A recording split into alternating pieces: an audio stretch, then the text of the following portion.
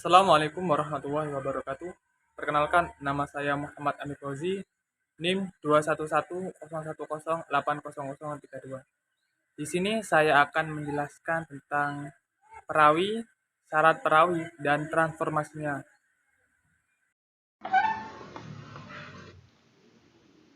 Baik, di sini saya akan menjelaskan perawi, syarat, dan proses transformasinya. Materinya yaitu pengertian perawi, dan yang kedua syarat menjadi seorang perawi, dan yang ketiga adalah proses transformasinya. Pengertian perawi.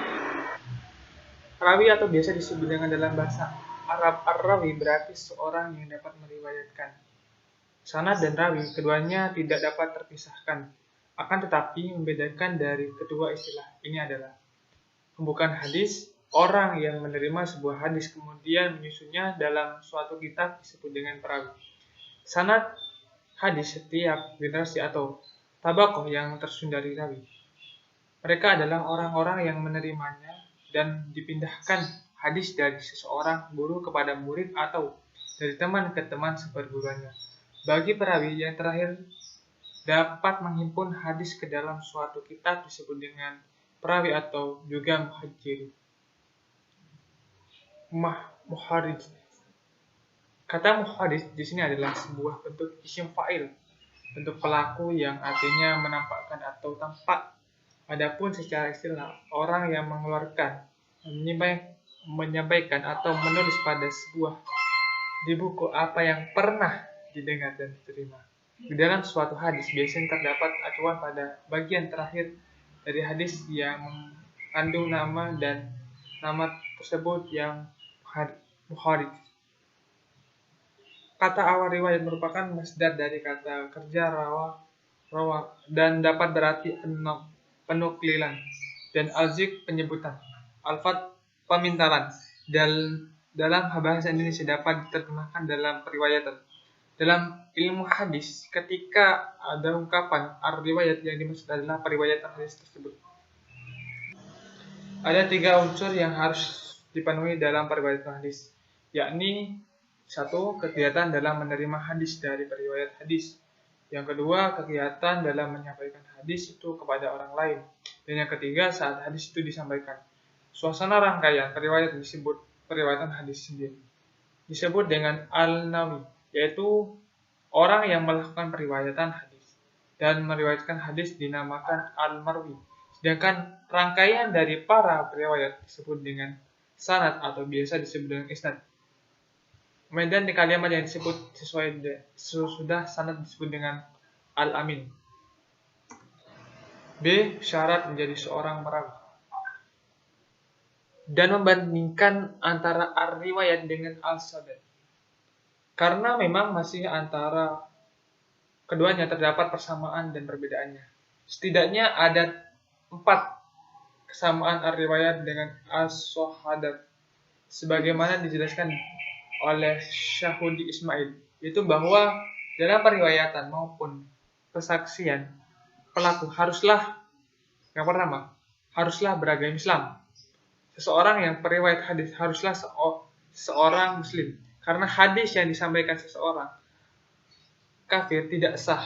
Yang kedua, balik, sudah memenuhi umurnya dalam meriwayatkan hadis, meskipun ia masih kecil atau ia menerima hadis itu, karena tidak diterimanya riwayat anak-anak yang belum sampai umurnya.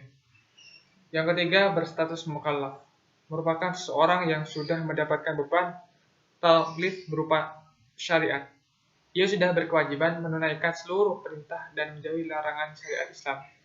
Yang keempat, berakal, dibutuhkan orang yang waras akalnya dan sehat pemikirannya untuk meriwayatkan sebuah hadis. Orang yang kurang sehat akalnya takut akan mengubah isi kandungan hadis yang didengarnya dan menyampaikan hadis yang salah. Yang kelima, bersifat adil. Maksud di sini berbeda dengan pengertian adil sehari-hari, yang artinya adil itu tidak beban sebelah. Sedangkan adil ini di sini adalah belum pernah melakukan perbuatan yang melanggar syariat baik itu dosa besar ataupun kecil sekalipun, serta menjauhkan diri dari perbuatan maksiat. Bersifat David, yaitu seseorang yang mendengarkan kata sebagaimana mestinya. Mereka dapat memahami dan kemudian mereka bersungguh-sungguh dalam menghafalnya. David dibagi menjadi dua kategori, yaitu A. David sadar merupakan orang yang hafalannya dengan cara yang baik dan benar. Yang B. David kitab merupakan untuk menjaga kitabnya dengan baik dari kemasukan sisipan atau lainnya. Dapat diartikan menangkap apa yang didengarnya dan dihafalnya dengan baik sehingga ketika dibutuhkan dia dapat mengeluarkan atau menyebutkan kembali David pada Dogot, yaitu orang yang mengetahui dengan baik apa yang diriwayatkan, selalu berhati-hati dalam lafaz riwayatnya jika ia diriwayatkan dari hafalannya. Sekiranya jika diminta pembuktian, dia mampu memberikan bukti-bukti baik dalam bentuk catatan maupun dalam pembuktian yang dapat dipercaya. Perbedaan di antara periwayatan dan persaksian jumlahnya cukuplah banyak. Di antara ulama ada yang menyebutkan 21 macam, namun kebanyakan ulama hanya sering menerangkan sebagian saja dari beberapa perbedaan itu. Antara lain sebagai berikut. Yang pertama, dalam periwayatan diperbolehkan berstatus merdeka atau hamba saya, sedangkan saksi haruslah orang yang merdeka, tidak dalam keadaan budak. 2. Berbagai peristiwa yang diriwayatkan berjenis kelamin laki-laki maupun wanita, sedangkan saksi untuk peristiwa tertentu diharuskan laki-laki. Yang ketiga, dalam periwayatannya diperolehkan orang yang dalam keadaan buta matanya, namun pendengarannya baik, sedangkan saksi tidak diperkenankan buta. Yang keempat, dalam periwayatan diperbolehkan memiliki hubungan kekerabatan dengan orang yang dijelaskan dalam riwayat yang dikemukakan, sedangkan saksi tidaklah sah bila memiliki hubungan kekerabatan dengan orang yang diberikan kesaksian perkaranya. Yang kelima, periwayatan tidak diperbolehkan terdapat bilangan atau jumlah, sedangkan dalam saksi untuk peristiwa tertentu harus lebih dari satu orang.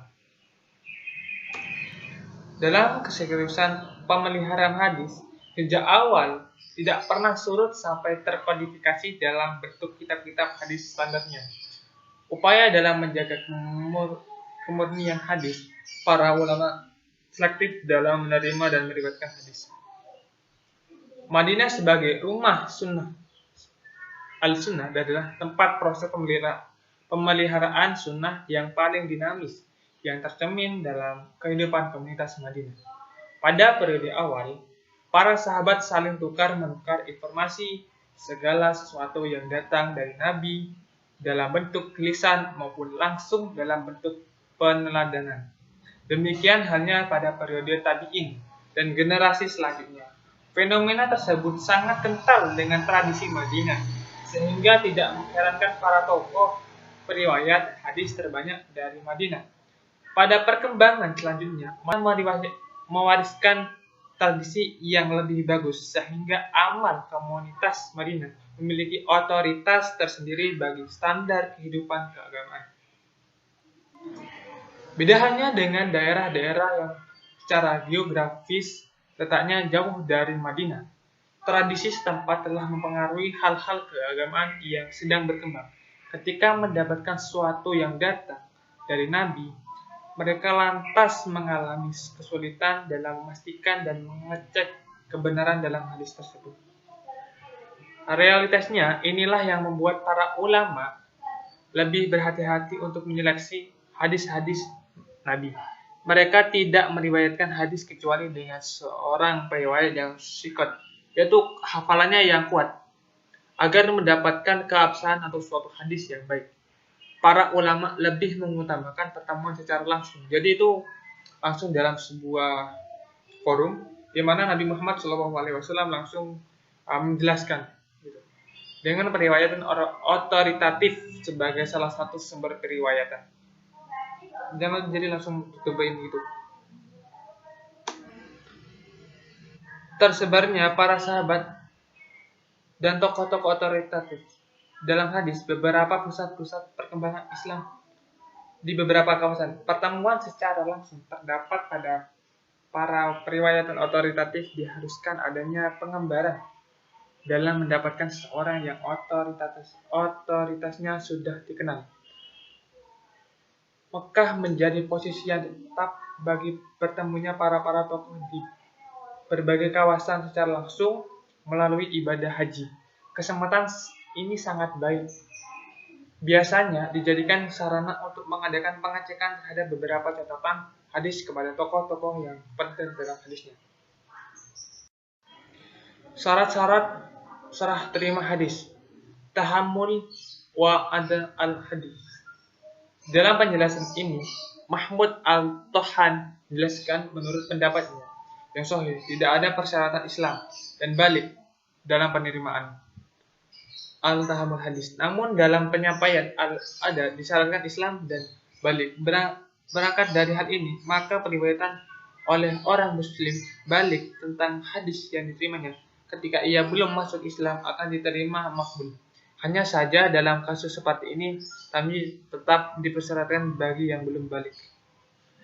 Sebagian ulama ada yang mensyaratkan balik dalam penerimaan hadis. Namun persyaratan ini tidaklah tepat. Karena pada masa saat telah terjadi penerimaan riwayat dari para sahabat yang masih punar atau al-ijtihad, itu Tanan Hasan, Ibnu Abbas dan lainnya tanpa membedakan apakah tersebut diterima oleh para junior ketika sudah balik maupun sebelumnya. Yang kedua, bentuk-bentuk periwayatan hadis. Dalam konteks periwayatan hadis, awal mulanya berasal dari sahabat Nabi merupakan generasi pertama yang langsung menerima sabda dari Nabi. Akan tetapi dalangnya kegiatan para sahabat menerima sabda-sabda yang berbeda. Bahkan tiap seorang dari sahabat tidak dapat dan tidak mungkin mengetahui langsung semua hadis, baik dalam waktu akwal maupun takrif. Sebab tidak makan, tetapi pada masa itu para sahabat yang hadir dalam majelis Rasulullah SAW senantiasa memberikan informasi kepada sahabat lainnya yang tidak sempat hadir tentang hal-hal yang mereka dengar dan lihat pada majelis tersebut. Mereka selalu menisbahkan hal-hal tersebut kepada Nabi Shallallahu Alaihi Wasallam, sehingga hampir semua informasi yang diperoleh tentang sabda dan perilaku Nabi sudah terekam diingatakan para sahabat. Dari sinilah proses periwayatan sebenarnya secara tidak langsung dan tertulis sudah dirintis oleh para sahabat. Pada masa berikutnya, proses ini semakin berjalan secara berkesinambungan hingga pada masa tabi'in dan generasi selanjutnya. Mungkin pula sahabat senantiasa bersama Nabi sepanjang harinya. Maksudnya adalah tidak mungkin semua sahabat senantiasa bersama Nabi sepanjang harinya.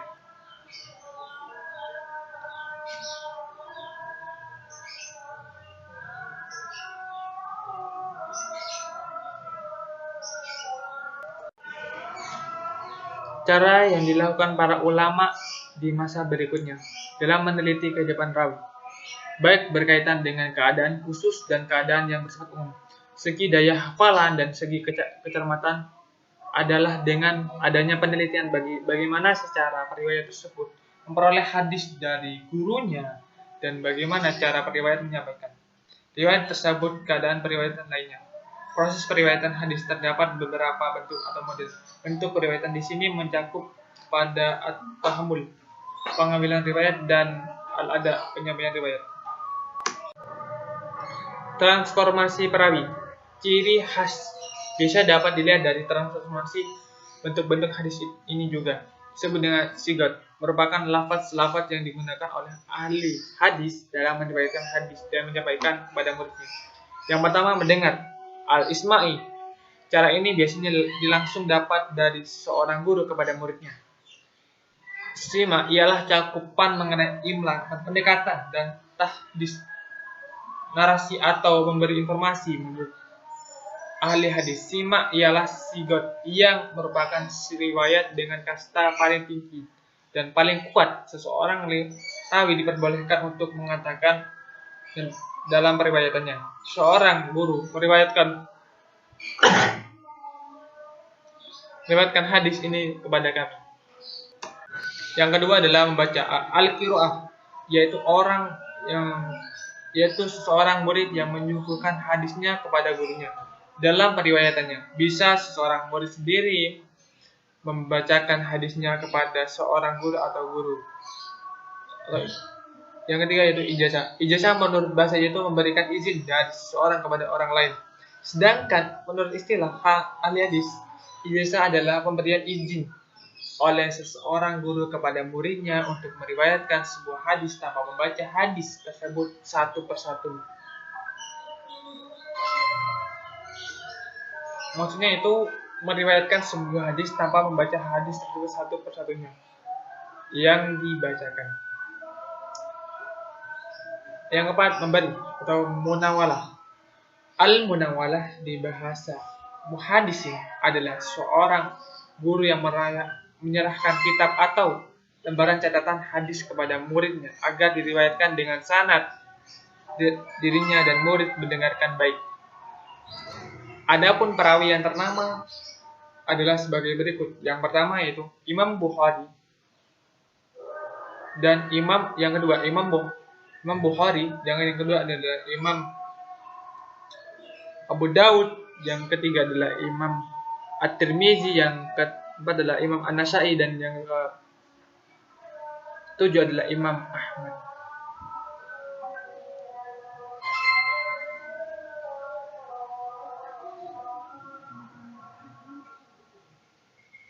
Sekian dari saya, mohon maaf apabila ada kesalahan. Wabillahi taufiq wal hidayah. Wassalamualaikum warahmatullahi wabarakatuh.